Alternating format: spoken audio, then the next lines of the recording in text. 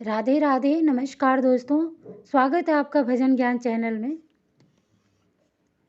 मैं शिव पुराण के उमा संहिता से 590 पेज से पढ़ रही हूँ, जो यमलोक के मार्ग में हमें सुविधा प्रदान की जाती है। उन दानों के बारे में दिया जाता है कि किस दान से हमें यमलोक जाने पर हमें रास्ता में हमें सुविधा मिलती है। व्यास जी बोले, प्रभु, पापी मनुष्य बड़े दुख से यमलोक के मार्ग में जाते हैं।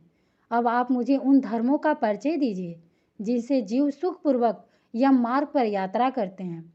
सनत कुमार जी ने कहा, मुने, अपना किया हुआ शुभाशुभ कर्म बिना विचारे विवश होकर भोगना पड़ता है। अब मैं उन धर्मों का वर्णन करता हूँ जो सुख देने वाले हैं। इस लोक में जो श्रेष्ठ कर्म करने वाले कोमल चित्त और दयालु पुरुष हैं, वे भयंकर यम मार्ग पर सुख से यात्रा करते हैं। जो श्रेष्ठ ब्राह्मणों को जूता और खड़ाऊ दान करता है, वह मनुष्य विशाल घोड़े पर सवार हो बड़े सुख से यमलोक को जाता है। छत्र दान करने से मनुष्य उस पर मार्ग पर उसी तरह छाता लगाकर चलते हैं जैसे यहाँ छाते वाले लोग चलते हैं। शिविका का दान करने से मनुष्य रथ के द्वारा सुख से यात्रा करते हैं। शैया और आसन का दान करने से दाता यमलोक के मार्ग में विश्राम करते हुए सुखपूर्वक जाता है। जो बगीचे लगाते हैं और छायादार वृक्ष का आरोपण करते हैं अथवा सड़क के किनारे वृक्षारोपण करते हैं, वे धूप में भी बिना कष्ट उठाए यमलोक को जाते हैं। जो मनुष्य फुलवाड़ी लगाते हैं, वे पुष्पक विमान से यात्रा करते हैं। देव मंदिर बनाने वाले उस मार्ग पर घर के भीतर कीड़ा करते हैं। जो यतियों के आश्रम का निर्माण कराते हैं और अनाथों के लिए घर बनवाते हैं, वे भी घर के भीतर कीड़ा करते हैं। जो देवता, अग्नि, गुरु, ब्राह्मण, माता और पिता की पूजा करते हैं, वे मनुष्य स्वयं ही पूजित हो अपनी इच्छा के अनुकूल मार्ग द्वारा सुख से यात्रा करते हैं। दीपदान करने वाले मनुष्य संपूर्ण दिशाओं को प्रकाशित करते हुए जाते हैं। गृहदान करने से दाता रोग शोक से रहित हो सुखपूर्वक यात्रा करते हैं। गुरुजनों की सेवा करने वाले मानव विश्राम करते हुए जाते हैं। बाजा देने वाले उसी तरह सुख से यात्रा करते हैं मानो अपने घर जा रहे हों। गोदान करने वाले लोग संपूर्ण मनवांछित वस्तुओं से भरे पूरे मार्ग द्वारा जाते हैं। मनुष्य उस पर इस लोक पे दिए हुए अन्न पान को ही पाता है। जो किसी को पैर धोने के लिए जल देता है, वह ऐसे मार्ग से जाता है जहाँ जल की सुविधा हो। जो आदरणीय पुरुषों के पैरों में उबटन लगाता है, वह घोड़े की पीठ पर बैठकर यात्रा करता है। व्यास जी, जो पाद अभयंग अंगराग दीपक और अन्न और घर दान करता है, उसके पास यमराज कभी नहीं जाते।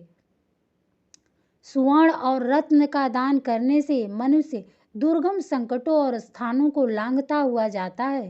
चांदी, गाड़ी ढोने वाले बैल और फूलों की माला दान करने से दाता सुखपूर्वक यमलोक में जाता है। इस तरह के दानों से मनुष्य सुखपूर्वक यमलोक की यात्रा करते हैं और स्वर्ग में सदा भांति भांति के भोग पाते हैं।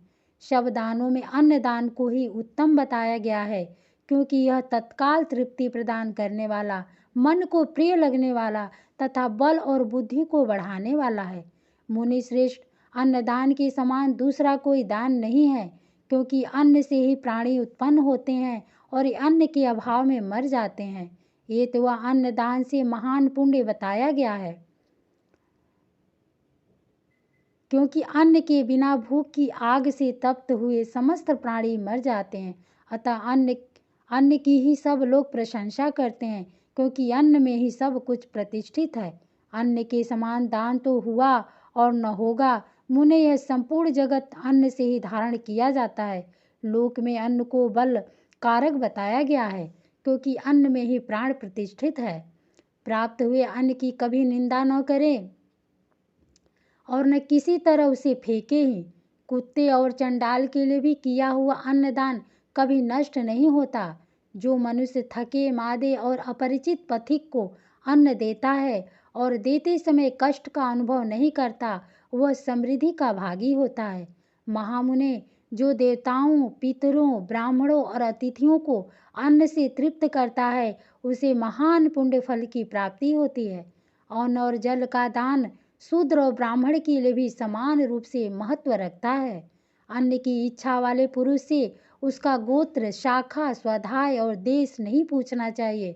अन्न साक्षात ब्रह्म है, अन्न साक्षात विष्णु और शिव हैं, इसलिए अन्न के समान दान न हुआ है और न होगा। जो पहले बड़ा भारी पाप करके भी पीछे अन्न का दान करने वाला हो जाता है, वह सब पापों से मुक्त होकर स्वर्ग लोक में जाता है। अन्न, जल, घोड़ा, गौ, वस्त्र, शैया, छत्र और आसन, इन 8 वस्तुओं के दान यमलोक के लिए उत्तम माने गए हैं। इस प्रकार दान विशेष से मनुष्य विमान पर बैठकर धर्मराज के नगर में जाता है, इसलिए सबको दान करना चाहिए। महामुने, जो इस प्रसंग को सुनता अथवा श्राद्ध में ब्राह्मणों को सुनाता है, उसके पितरों को अक्षय अन्नदान प्राप्त होता है। राधे राधे। प्रिय दोस्तों, इस वीडियो को पूरा सुने, आपको अच्छा लगे तो दूसरों को भी शेयर करें। मुझे लगता है कि ये वीडियो सभी के लिए है।